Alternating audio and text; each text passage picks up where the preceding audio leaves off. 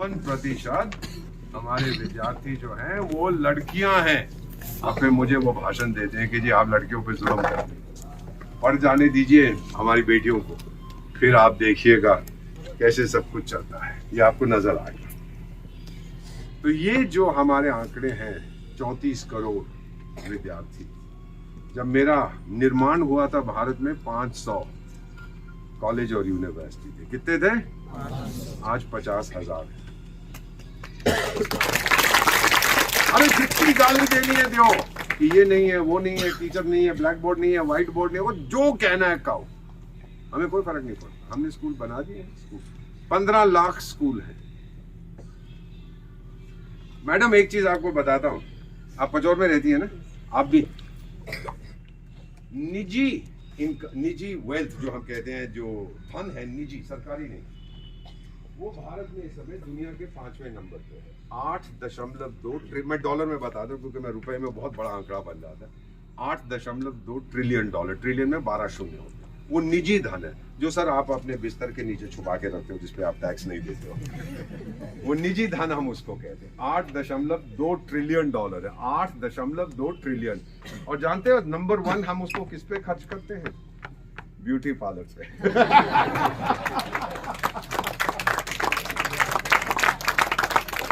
जाती है ना कभी कभी। अब बोलिए मैडम, शर्माइए मत, आप तो बेटी है हमारी। हमारे पास 6.5 लाख गांव और शहर है। कितने बेटा? 6.5 लाख गांव और शहर है। मेरे पास 3 करोड़ ब्यूटी पार्लर है। देखिए इसीलिए हमारी बेटियां हमेशा कभी कोई मिस यूनिवर्स, कोई मिस मेटावर्स, कोई मिस वर्ल्ड। अब हमारी फिल्म हीरोइन को देखो, कितनी खूबसूरत हमारी बेटियां हैं। देखिए, तो हम लोगों को ये बहुत ध्यान रखना है कि किस तरह से हम पैसा हम खाने पीने पर नहीं खर्च कर रहे, वो तो आता है, लेकिन हम ज्यादा खर्च करते हैं ब्यूटी पार्लर पे, हेल्थ क्लब पे। जिम्नेजियम जरूर होंगे 2-3 यहाँ पचौर में भी। देखिए कहाँ से कहाँ हम लोग पहुंच रहे हैं। तो ये चीजें हैं। ये जो जनरेशन नई पीढ़ी आ रही है, उसकी प्रायोरिटी कुछ और है जो हम इस समय देख रहे हैं। ओके, और अंत में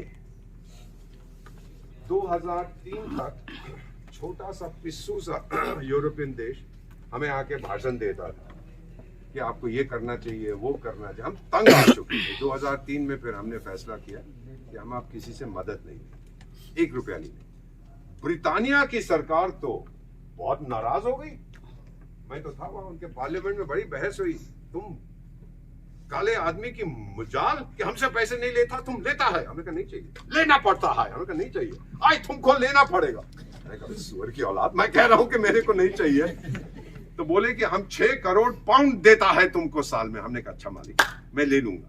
6 करोड़ तुम मेरे को दो और 6 करोड़ 1 पाउंड मैं तुमको दूंगा। बोलो मंजूर है? बोला तुम खाला आदमी, हमको देता है, हम नहीं देता है। हम कहा हम भी नहीं लेता है। तो 2003 से हम 1 रुपया नहीं लेते, बल्कि 155 देशों को हम देते हैं। 2019 में मैं एक रूसी शहर में था, व्लादिवोस्टोक। राष्ट्रपति उस समय पुतिन साहब कह रहे थे कि दुनिया मुझ पे बहुत दबाव डाल रही है। रूस पे वो प्रतिबंध, सैंक्शंस लगे हुए थे। हमें बहुत, हमारी हालत खस्ता है, हमारे पास विदेशी मुद्रा नहीं है। और नरेंद्र मोदी खड़ा होकर कहता है कि मुझे मालूम है आप लोगों ने हमारी मदद की, आज भारत आपको 8,000 करोड़ रुपए का ग्रांट दान देता है, जो करना है। फिर से मैं यकीन से नहीं कह सकता, लेकिन मैं उनकी भाषा बोलता हूँ। मैं पुतिन साहब को बड़े ध्यान से देख रहा था, मुझे लगा उनकी आंखों में भी पानी था कि ये जिसको सारी दुनिया गरीब कहती है, आज वो खड़ा होकर कहता है कि आपने हमारी एहसान फरामोश देश नहीं है कि आपने हमारी मदद की। आज आपको जरूरत है, वासुदेव कुटुंबकम, दुनिया एक परिवार है, आप हमारी मदद करें। ये आपके देश की ताकत। पश्चिमी न्यूज़पेपर कोई नहीं बताएगा ये, वो तो सब कहेंगे सब कुछ। आजकल तो बीबीसी, वो क्या नाम है उसका, बुद्धू और बेवकूफ कंपनी, बीबीसी, हाँ वही, उन्होंने कोई फिल्म बना दी है जिसमें ये हो रहा है, वो हो रहा है। और आपके बहुत से लोग कहते हैं जी बहुत अच्छी बात है। क्यों भाई? बीबीसी तेरा चाचा है? बीबीसी भगवान है कोई? और वो अपने आंकड़े कहां से लाते हैं? उसके पास कितने लोग हैं जो भारत में घूमते हैं? मेरे पास तो है, हर डिस्ट्रिक्ट में मेरा डीसी है, पुलिस वाला है। मैं तो आंकड़े लाता हूँ। वो कहां से ला? 4 आदमियों को भेज दिया, किसी से बात कर ली, बोलो जी भारत में सब कुछ ठीक है? हाँ जी ठीक है। नहीं, फिर जिसने सब कुछ ठीक है? हाँ जी ठीक है। नहीं जी, तू बता जी कुछ खराब है? नहीं जी। अरे कुछ तो बोल। हाँ जी। अरे ये ले 100 रुपए, कुछ तो बोलना। क्या आप बकवास करते हैं, इसीलिए अब हम इसका ध्यान नहीं देंगे, समझे आप। तो कहीं अच्छा आपने देखा होगा बाली में क्या हुआ, 2 बार ये क्या नाम है, बिडन जो भी इसका नाम है, बाइडन, हाँ 2 बार इसने संदेश भेजा कि पीएम साहब से मिलना चाहते हैं। हमने जवाब दिया कि पीएम की तो दूसरी मीटिंग है, वो नहीं आपसे मिल पाएंगे, सॉरी। तो फिर जो कॉमन मीटिंग थी, सब खड़े थे फोटो के लिए, तो वो पीछे आपने देखा होगा वीडियो में, पीछे उनके यहाँ पे कंधे पे हाथ रखता है, तो पीएम साहब पीछे, पहले पीएम साहब फिर बोला अरे बाइडन अच्छा अच्छा बोल भाई क्या हाल है, ठीक है अच्छा बैठा रहे मैं भी आता हूँ तेरे पास। ये देखिए दुनिया कैसे ये चीजें हम लोग नोटिस करते हैं, हमारी ट्रेनिंग होती है कि वो खुद आ रहा है आपके प्रधानमंत्री से मिलने, यानी आपकी ताकत को वो समझ।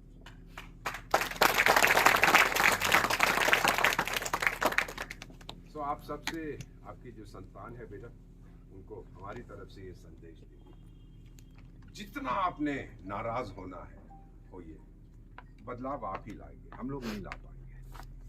हम कोशिश करेंगे, हम 2-4 लोगों को पकड़ के जेल में डाल देंगे, फिर बहुत भ्रष्टाचार है, ये है वो है, मैं जानता हूँ, वो घूस मांग रहा है, देते क्यों मेरा काम नहीं करेगा, मत करने दो, कब तक नहीं करेगा। तो ये सारी चीजें जिस दिन आप स्वीकार करेंगे कि परिवर्तन हमसे आए, मुझसे नहीं आएगा, 71 साल की उम्र में अब मैं तो बूढ़ा हो गया, लेकिन हमारे बच्चों से आएगा, आप लोग। ओके, किससे आएगा? सुना नहीं मैंने, किससे आएगा? किससे आएगा? सुना आपने? याद रखोगे? एक बुढ़ा आया था, कुछ कह गया हमको, बुढ़ा नहीं बुढ़ा, एक बुजुर्ग भारत का सेनानी आया था और हमसे कुछ कह गया है कि अपनी इज्जत करो, किसी के सामने झुको मत। यूनिक स्कूल जो है यहाँ पर, मॉडर्न एजुकेशन, जिसके अरुण मिश्रा साहब चेयरमैन हैं, इनसे दुबई में जब मुलाकात की थी, जब मेरा समय आएगा ना मैं तो चला जाऊंगा, आप कभी कारगिल जाए तो वहाँ एक छोटा सा पत्थर रखा हुआ है भगवान बुद्ध के चरणों पे, उनकी बहुत बड़ी मूर्ति है 100 फुट की, जो पहाड़ में जड़ी हुई है सर, 2000 साल पुरानी। वो बामियान बुद्धा होते थे, अफगानिस्तान में तालिबानियों ने उनको उड़ा दिया था, हमारी अभी तक बरकरार है। तो उनके कदमों पर एक छोटा सा पत्थर है, मेरा नाम लिखा है दीपक वोरा, 1951 जब मेरा जन्म हुआ, डैश हमेशा, यानी हमेशा मेरी रूह मंडराती रहेगी। और मैंने अपने हाथों से लिखा, बड़े साहब ने भी जब उसको देखा, वो भी गए थे वहाँ, तो उनकी भी आंखें गीली हुई, बोले ये दीवाना कौन है, तो पता लगा, बोले हाँ ये तो बिल्कुल दीवाना है। तो उसमें अपने हाथों से मैंने लिखा है, वक्त आने पर खाक हो जाऊंगा मैं, इस माँ की गोद में सो जाऊंगा, बजेगा ब्यूगल जब भारत का, फिर उठ के तैनात हो जाऊंगा मैं। तो भगवान से यही कहूंगा, 3 चीजें दे दे टाइगर, मेरा जन्म भारत में, फिर से भारत का राजदूत बना, और तीसरी बार बचपन में ही पचौर के साथ मेरा नाता दिया। आभारी हूं, आपने समय दिया, आपने मेरी बात सुनी, बहुत अच्छा लगा मुझे। कोई भी प्रश्न आपके पास हो पूछिए, हमारे भाई साहब जवाब देंगे, मैं तो जवाब नहीं देता हूँ, प्रश्न पूछता हूँ। कुछ कहना चाहते हैं, अपने विचार प्रकट करना चाहते हैं, इतना आपको यकीन से कहता हूँ कि दिल्ली में जहाँ तक आपके विचार पहुँचने हैं, खुल के करिए, जो कुछ कहना चाहते हैं। हम गलत कर रहे हैं बताइए हमें, आपको ये करना चाहिए, हम वो भी करके देंगे। सब जितने हमारे वो हैं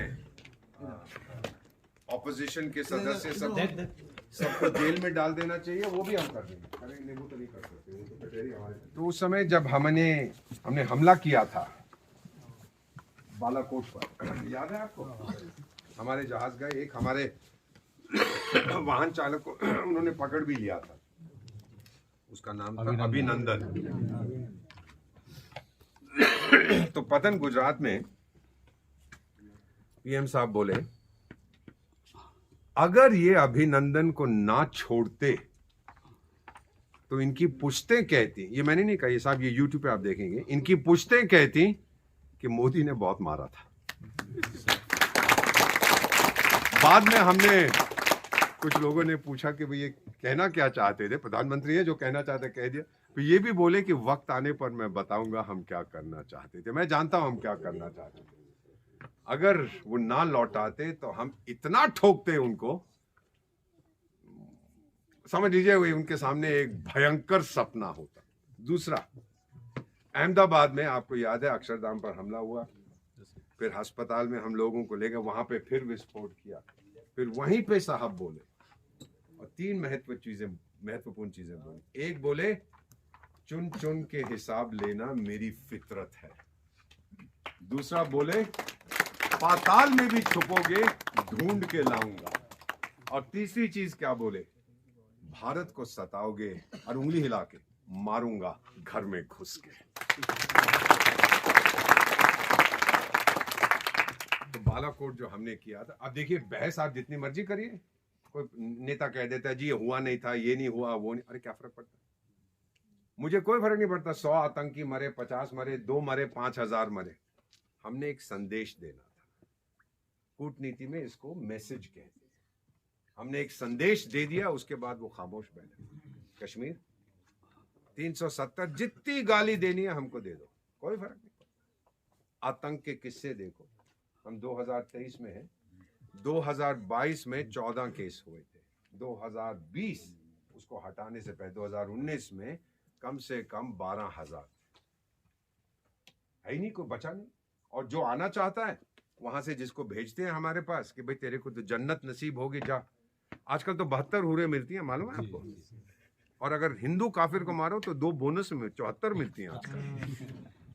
तो भेजते थे उनको। आजकल हमारा जो द्रोणाचार्य वहां घूमता रहता है, वो उनको सीमा पार करने से पहले ही सीधा ऊपर पहुंचा देता है। एक भी नहीं आ रहा। आता है एक आधा, कोई ना कोई करेगा, जम्मू में कुछ करेंगे, किसी को मारने की कोशिश करेंगे। लेकिन अब बंबई में जो हमला हुआ था 2009, आपको याद है?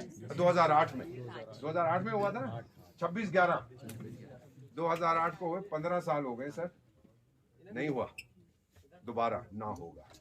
अब तो समंदर से वो आने की कोशिश करते हैं तो हम उनकी कश्ती वहीं डुबो देते हैं। ये हमारी ताकत है। पूरी दुनिया के सामने वो नंगा हो चुका है। उस देश को हम कहते हैं कि ये आतंक की जड़ है, सही कहते हैं। और हम अपने बारे में कहते हैं हम आतंक को मिटाने की जड़ है।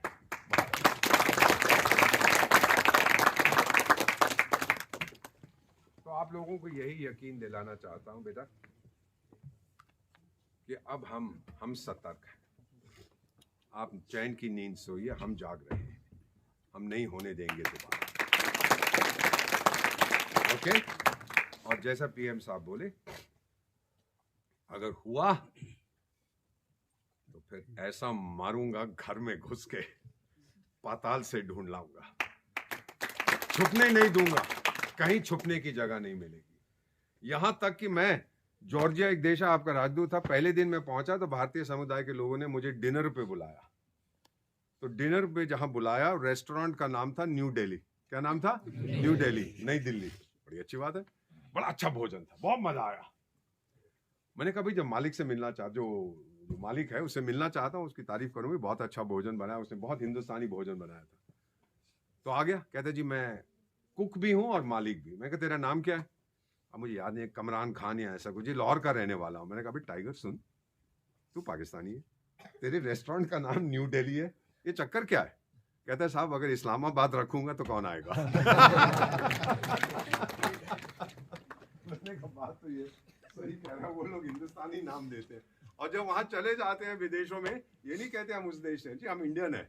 अच्छा, क्योंकि हम लोगों की इज्जत बहुत होने लग गई है, बहुत इज्जत। मुझे कई बार सिक्योरिटी चेक होता है, फ्रांस में हो रहा था, मैं वहां पढ़ा हुआ यूनिवर्सिटी में गया था एक मीटिंग के लिए।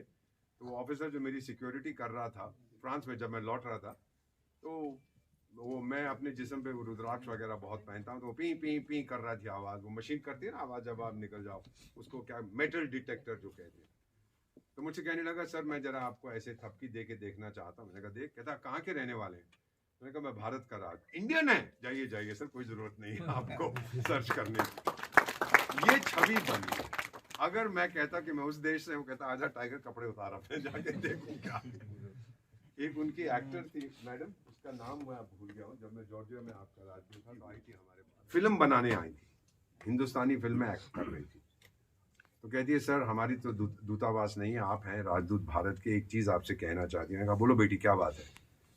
कहती है 18 लोग मेरे साथ आपके देश के थे, जो एक कैमरामैन, प्रोड्यूसर, डायरेक्टर, एक्टर, सबका पासपोर्ट देके बोला जाओ जाओ जाओ निकल गए। मेरे को रोक दिया क्योंकि मेरे पास उस देश का 1 घंटे तक मेरे से सवाल किए कि अफगानिस्तान गई है, आतंक से संबंध है, तेरा बाप क्या करता है, माँ क्या करती है। कहती है उस दिन मुझे लगा काश कि मैं भी हिंदुस्तानी होती। ये मैंने नहीं कहा, ये तो अपने टीवी पे बोली आके कि हम लोग बड़ी बड़ी बातें करते हैं, ये कर देंगे वो कर देंगे। तो छवि क्या है, तुम लोग सब लोग बुरी नजर से, डर शक की नजर से आपको देखते हैं, जबकि भारत पे भरोसा करते हैं। सबसे बड़ी चीज है भरोसा। कभी कुछ नहीं हम करेंगे, किसी को नुकसान हो। ओके, और जहां भी जाएंगे मदद। आपको मालूम है हम कितने वीजा देते हैं प्रति वर्ष इलाज के लिए? जो लोग विदेशों से भारत आते हैं 30 लाख 30 लाख विदेशी भारत आते हैं इलाज के लिए। यूरोप से आते हैं, अमेरिका से आते हैं, और उस आतंकी देश से भी आते हैं। हम आने देते हैं उनको, इलाज कराइए अपने यहाँ। 30 लाख, और 10 लाख विदेशी विद्यार्थी हमारी यूनिवर्सिटीज में पढ़ रहे हैं। क्यों? क्योंकि हम उनको तंग नहीं करते, हम उनको गाली नहीं देते, हम ये नहीं कहते ये काला है कि गोरा है, हम उनको स्वीकार करते हैं। समझे ना? ये हमारी जो है ताकत है। भोपाल में भी G20 समुदाय की 2 मीटिंग रखी है हमें, मैं आऊँगा फिर। बहुत अच्छा है, प्रोफेसर लोग मिलते हैं। अब सिर्फ हम प्रधानमंत्री कहते हैं जन भागीदारी। ये मत कहो कि कूटनीति वो होती है, दीपक बोरा साहब बड़े अच्छे होटल में बैठ के शराब पीते हैं, भोजन करते हैं और चले जाते हैं। अरे जनता को भी भागीदारी बनाओ इसमें। तो हम लोग कर रहे हैं, प्रोफेसर को बुलाते हैं, टीचर्स को बुलाते हैं, स्टूडेंट्स को बुलाते हैं, यंग लोगों को बुलाते हैं, उद्योगपति को बुलाते हैं, श्रमिकों को बुलाते हैं, जो पिछड़े वर्ग के हैं उनकी अलग मीटिंग करवाते हैं, ताकि लोगों को पता लगे कि ये है क्या चीज़, ये कौन सा जानवर है जो ये भारतीय विदेश सेवा के सदस्य करते हैं। तो समझाते हैं कि ये आप लोग हैं, आपकी ताकत हम लोगों के हाथ मजबूत करती है। हम लोग ऐसे कुछ नहीं करते हैं, आपकी ताकत। अरे आखिरी में सर एक आखिरी चीज, कल गणतंत्र दिवस पे शायद मैंने बताया था आपको कि 3 अफ्रीकी देशों में जहाँ पे मैं विशेष सलाहकार हूँ, उन लोगों ने मुबारक के हमें संदेश मुझे भेजे कि भाई पहुँचा देना होगा। मैंने पहुँचा दूँ। तो वहाँ के 2 देशों के लीडर्स ने, उनके वित्त मंत्री थे एक और एक शायद रक्षा मंत्री, तो मुझसे मजाक में मैसेज भेजा कि अम्बेसडर साहब क्या 1 साल के लिए नरेंद्र मोदी हमें दे सकते हो? हमें चाहिए कि हमारे देश को आगे ले जाए। मैं कहा नहीं भाई अभी रुक जा, पहले रिटायर हो जाए, फिर जाके पूछ लियो उससे कि हम दे सकते हैं कि नहीं। तो बड़ा अच्छा लगता है। आप लोगों का आभारी हूँ, आपने ये मौका दिया आपसे बात करने का। फिर बुलाएंगे तो आऊँगा और लोगों से बात करूँगा। नहीं भी बुलाएंगे ना भाई साहब तो भी आऊँगा।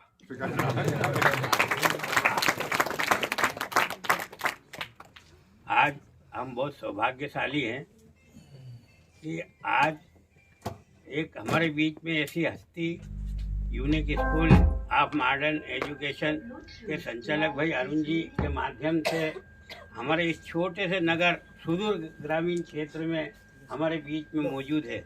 और लीजिएगा साहब, ये माइक्रोफोन ला रहे हैं आपके लिए ताकि आपकी आवाज़ और बुलंद हो। उन्होंने आकर के और हम सबको जो पूरे देश और विदेश के बारे में मार्गदर्शन दिया है।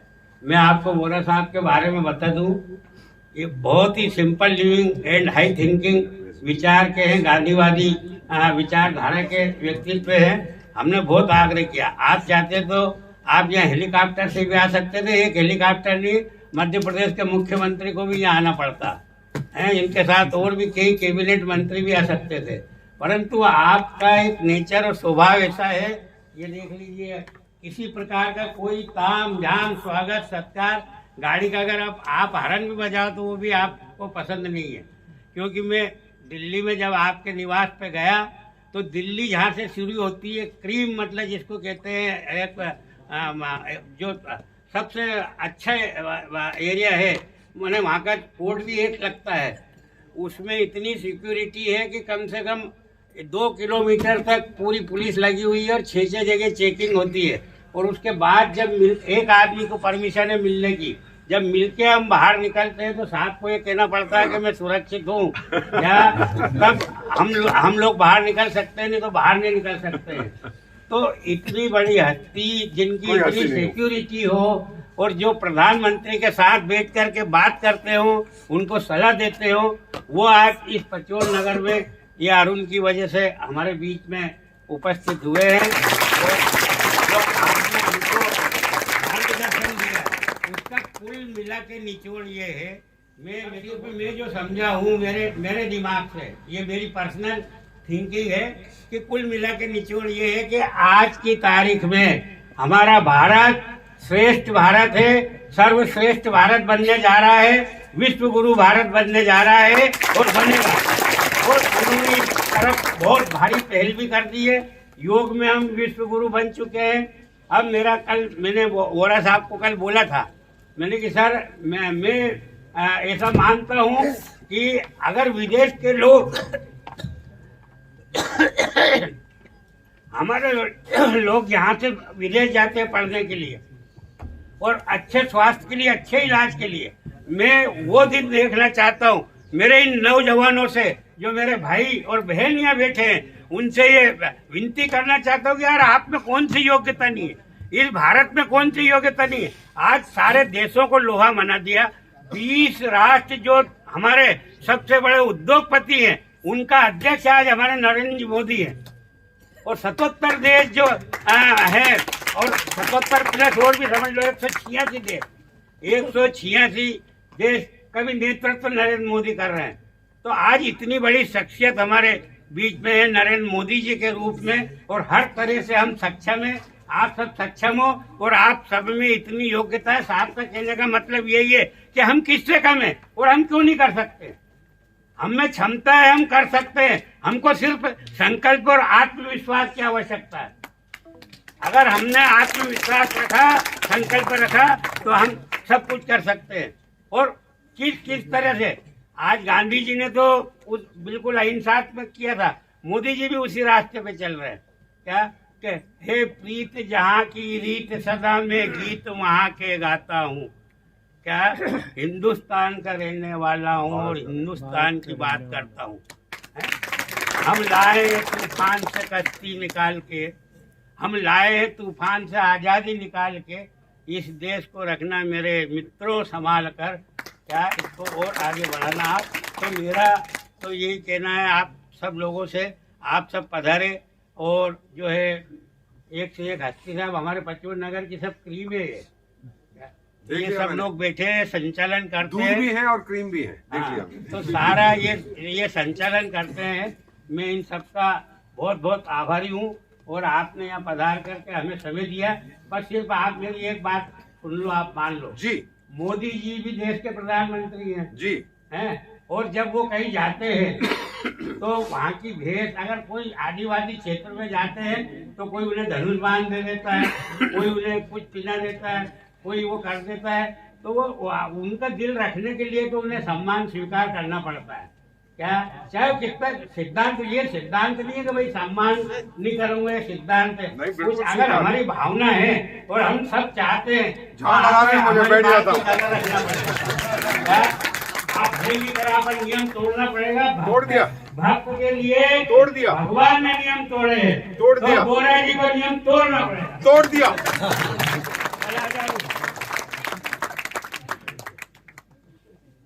अरुण अब खड़ा हो जाओ कि बैठ के? बेटा आप तो बैठो, खड़े हो, जो भी आप लगे।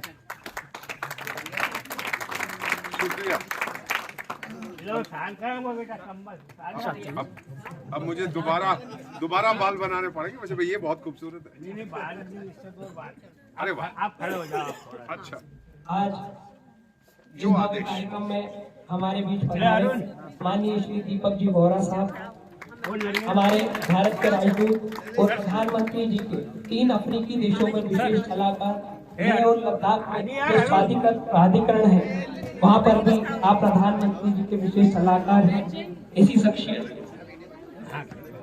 हमारे बीच में मौजूद है। मैं पचोर नगर की ओर से आपका बहुत बहुत आभार व्यक्त करता हूँ कि आपने अपना अमूल्य समय हमें दिया।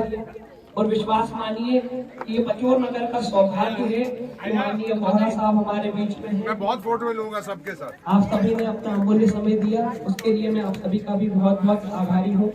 Unique school of modern education की ओर से आप सभी का आभार व्यक्त करता हूँ। बहुत बहुत धन्यवाद। शुक्रिया।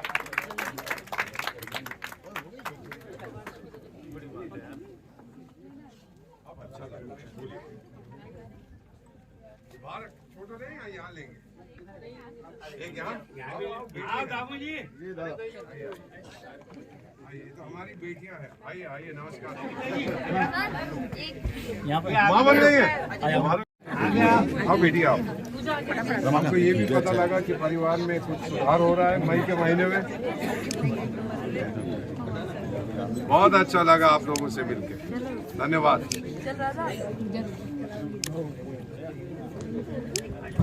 आइए आइए। आगे आ गया सर। उम्र 55 की और दिल 55 का है। इनकी हाँ, क्या बोल रहे हो? उम्र 55 की है, 35 की है? क्या बोल रहे हैं? आजाद साहब, लो मेरा खींचा। थोड़ा दूर इधर ऐसे हो जा। आपके शहर पचौर में आया हूँ। मेरा नाम दीपक वोरा है। मैं भारत का राजदूत, प्रधानमंत्री का विशेष सलाहकार हूँ 3 अफ्रीकी देशों में। इतना कहता है इस शहर में जो आया हूँ, मैंने तो सुना था कि बहुत दूर दराज इलाका है, यहाँ पर विकास शायद उतना नहीं है जितना होना चाहिए था, लेकिन जो मैं देख रहा हूँ, जो आपका प्रेम मोहब्बत और जो डेवलपमेंट मैंने यहाँ पर देखी है, मेरी तो आंखें खुल गई हैं। आपका जो शहर है पचौर, मुझे लगता है कि आने वाले समय बहुत जल्दी, बहुत तेज़ी से ये आगे बढ़ेगा।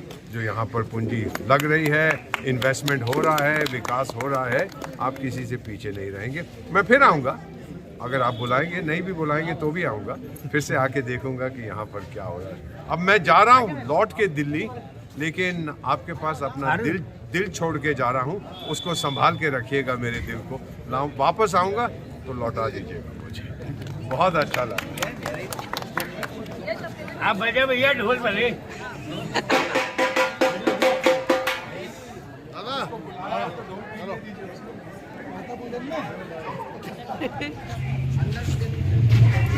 अच्छा, जिनका गिरजा वो हट जाना यार।